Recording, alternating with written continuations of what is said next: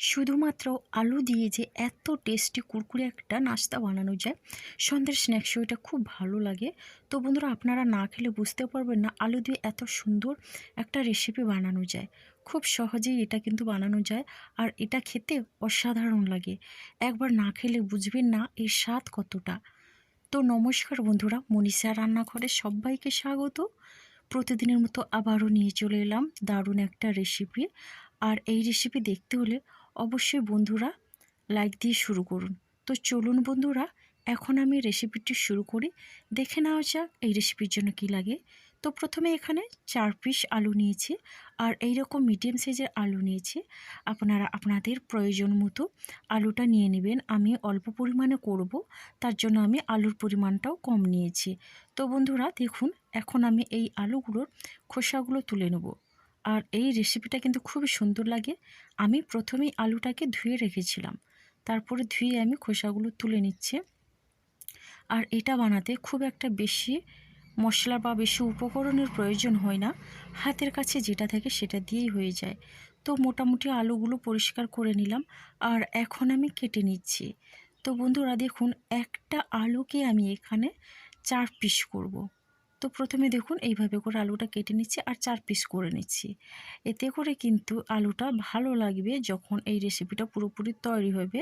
তো এইরকম একটু বড় সাইজ করে কেটে নিচ্ছি, তাহলে কিন্তু দেখতে খুবই ভালো লাগবে। তো বন্ধুরা, আলুর অনেক রকমের রেসিপি আপনারা খেয়েছেন, তবে এটা একবার ট্রাই করে দেখবেন, দুর্দান্ত লাগবে, যেটা হয়তো আপনারা আগে কখনো খাননি। আর আমার যে সকল বন্ধুরা ইফতার করছেন, তো ইফতার আইটেমে এটা অবশ্যই রাখতে পারেন, দারুণ লাগবে। তো বন্ধুরা দেখুন, মোটামুটি আলুগুলো কেটে নিলাম, আর এদিকে একটা বড় সাইজের পাত্র নিয়েছি, এবার জল নিয়েছি। এখন আমি আলুগুলো জলে দিয়ে দিচ্ছি। তো বন্ধুরা, আলুটাকে ভালো করে ধুয়ে নিতে হবে। তো যারা এখন রমজান করছে, রমজান মাসে রোজা দিচ্ছেন, আপনারা অবশ্যই এটা একবার হলেও ট্রাই করবেন। দেখবেন সারা বছর রোজার দিনে আপনারা এটাই করে খাবেন। তো যাই হোক বন্ধুরা, এখন আমি একটা পরিষ্কার কাপড় নিয়েছি এবং এখন আলুগুলোকে ভালো করে মুছে শুকনো করে নিচ্ছি। আলুর গায়ে কোনো রকমের জল রাখা যাবে না, তাহলে কিন্তু এই রেসিপিটা ভালো লাগবে না। আলুটা যখন তেলের সঙ্গে ভাজা হবে, তখন কিন্তু জলটা থাকলে সমস্যা হবে, সেটা আপনারা সবাই জানেন। তো দেখুন বন্ধুরা, এখন আমি এইভাবে একটা পরিষ্কার কাপড় নিলাম, আর ওপর থেকে আমি আলুগুলোকে এইভাবে মুছে নিচ্ছি। আর আলুগুলোর গায়ে যেন কোনো রকমের জল না থাকে, সেটা খেয়াল রাখতে হবে। তো বন্ধুরা, বাড়িতে কোনো কিছু না থাকলে স্ন্যাক্সে কিছু বানাবেন, তার জন্য শুধুমাত্র যদি আলু থেকে, আলু দিয়ে কিন্তু অসম্ভব একটা রেসিপি বানানো যায়, যেটা কিন্তু বাচ্চা বড় সবার খুব ভালো লাগবে। সবাই কিন্তু খুবই তৃপ্তি করে খাবে। মোটামুটি আলুটা আমার শুকনো হয়ে গেছে। দেখুন বন্ধুরা, আলুর গায়ে একটু জল লেগে নেই। আর এদিকে গ্যাসে কড়াই বসিয়ে দিয়েছি, আগের থেকে আমি তেলটা গরম করতে দিয়েছি। তো এখন আমি এই গরম তেলে আলুটা দিয়ে দিলাম। তো বন্ধুরা দেখুন, আলু দেওয়ার পরে আমি মিডিয়াম টু হাই ফ্লেমে আলুটাকে ভেজে নেব। আর আলুটাকে আমি অনবরত এভাবেই নাড়াতে থাকবো, তাহলে কিন্তু আলুর চারপাশে বেশ ভালোভাবেই ভাজা হবে, আর কালারটাও খুবই সুন্দর আসবে। আর এই আলুটা ভাজার জন্য আমি কিন্তু সবসময়ের জন্য হাই ফ্লেম রাখবো না, মিডিয়াম ফ্লেমে রেখে ভেজে নেব। তবে যখন সম্ভব হবে তখন আমি কিন্তু হাই ফ্লেম করব, সেটা আপনারাও বুঝতে পারবেন যখন এটা রান্না করবেন। তো বন্ধুরা, এখন হালকা একটু কালার এসছে, আর মোটামুটি লাল কালার আসা অবধি অপেক্ষা করতে হবে। তো বন্ধুরা, অনবরত আমি নাড়াতেই থাকবো। আর বাড়িতে যদি কোনো কিছু না থাকে, শুধুমাত্র আলু দিয়ে খুব সুন্দর একটা রেসিপি বানানো যায়। তো বন্ধুরা দেখুন, এটা কিন্তু লাল লাল করে ভাজা হয়ে গেছে। আর খুব একটু কড়া করে ভাজবো না, তাহলে কিন্তু আমি সেকেন্ডবার যখন এটা ভাজবো তখন কিন্তু পুড়ে যাবে। তো এইভাবে কালারটা রেখে আমি ভেজে নিলাম, আর এখন আমি একটা প্লেটে তুলে নিচ্ছি। তো বন্ধুরা, মোটামুটি আমার আলুটা ভাজা হয়ে গেছে।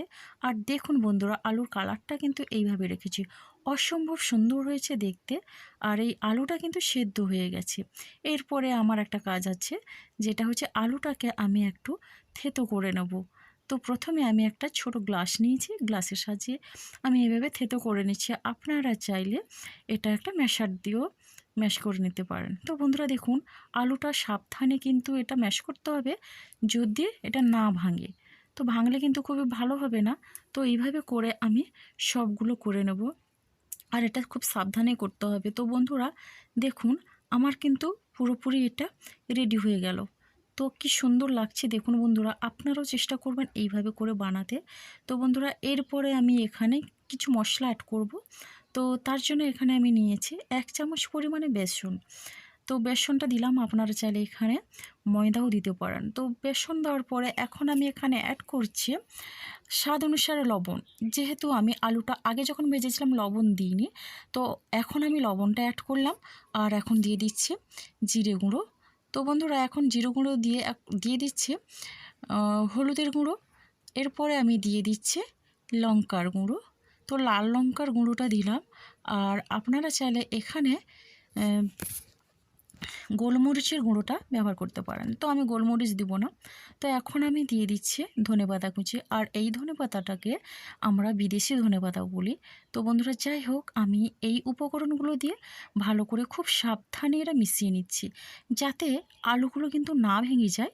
সেটা খেয়াল রেখে এই মশলাগুলো কিন্তু আলুর সঙ্গে ভালো করে মিশিয়ে নিতে হবে। দেখুন বন্ধুরা, এরপর আমি 5 মিনিটের জন্য রেস্টে রেখে দেবো, যাতে করে মশলাগুলো শেড হয়ে যায়। তো দেখুন এখন 5 মিনিট হয়ে গেছে। আর এখন আমি ভেজে নেব। তো কড়াইতে তেল আমার গরম করতে ছিল, তো সেই তেলে আমি এখন এগুলো দিয়ে দিচ্ছি। তো বন্ধুরা দেখুন, আলুটা আগের থেকে যেহেতু ভাজা ছিল, আর এখন আমার ভাজতে খুব একটা বেশি সময় লাগবে না। তো নিজেদের পছন্দের মতো কালার করে এবার আলুটাকে ভেজে নিতে হবে। আর একটু বেশি কুড়কুড়ে করতে চাইলে একটু কড়া করে ভাজতে হবে, তাহলে কিন্তু আলুর এই রেসিপিটা অনেকটা কুড়কুড়ে হবে আর খেতে কিন্তু দারুণ মজা হবে। তো যাই হোক বন্ধুরা দেখুন, এইভাবে করে আমি আলুটাকে ভেজে নিচ্ছি।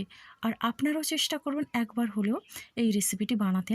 এটা কিন্তু সন্ধ্যের সময় স্ন্যাক্সে দারুণ লাগবে। বাচ্চারা কিন্তু খুবই তৃপ্তি করে খাবে।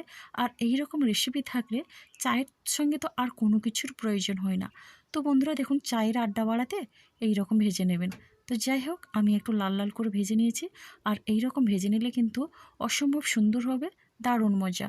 তো যাই হোক, এখন আমি আলুগুলো তুলে নিলাম।